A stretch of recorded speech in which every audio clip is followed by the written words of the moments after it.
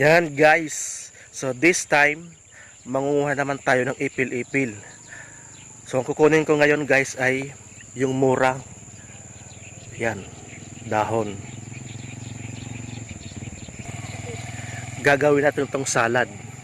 Mamaya, papakita ko sa inyo. So yan guys, ang kinuha ko yung murang-mura o yung bata na dahon ng ipil-ipil. So yan ang gagawin natin ng salad. So ngayon guys, may nakita ko ditong kulitis. Mangunguha tayo nito para isahog natin sa isda.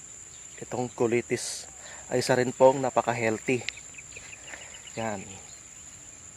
Marami.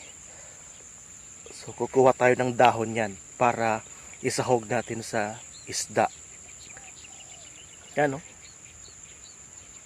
So, napakataba ng kulitis. So, ang nutrients yan na makukuha natin, yan ang kailangan ng katawan natin para maging malakas tayo. So, isa tong superfood. So, sa mga bakura natin, maraming ganyan. So, di napapansin ng mga tao. Alam natin na isa tong nakakain pero hindi nila sinusubukan.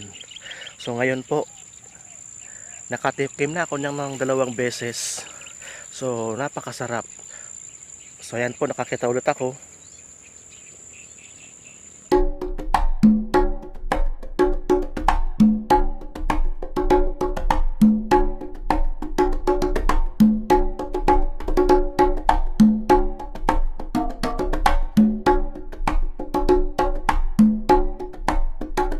Ayan na mga kataba. Sibuyas, bawang, sili, kamatis at saka kalamansi. Yan ang main course natin.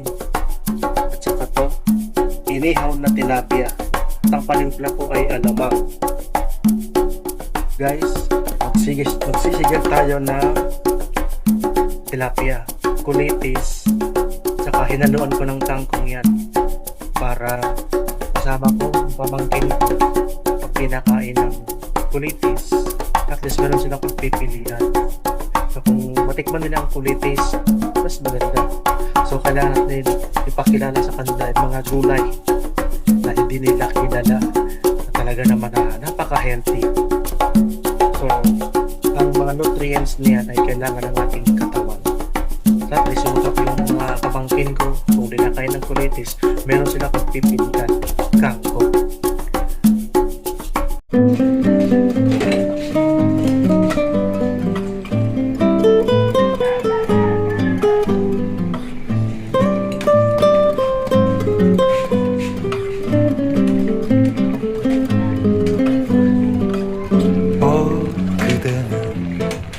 사랑을 알지 못해 아직도 흔들리고 있나 하지만 그런 흔들림은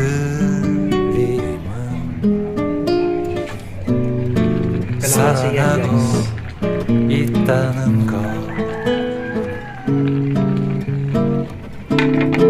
설레임이 떨림으로. Yan na guys ang ating salad. So napaka-colorful, ang ganda ng kulay oh. Yan ang ipil-ipil salad. Pinaghalo-halo ko lang ang lahat ng mga ingredients, bawang, sibuyas, kamatis, kalamansi, inihaw na tilapia at ang ipil-ipil. So yan, nakabuo tayo ng dish na healthy. So maraming benepisyo sa kalusugan, sa katawan natin ang ipil-ipil, lalo ang kamatis. Ay isa natin mayaman sa lycopene. Yan guys, okay na yan. Sinigang na tilapia. At mayroon tayong salad. Yan, yum na yan.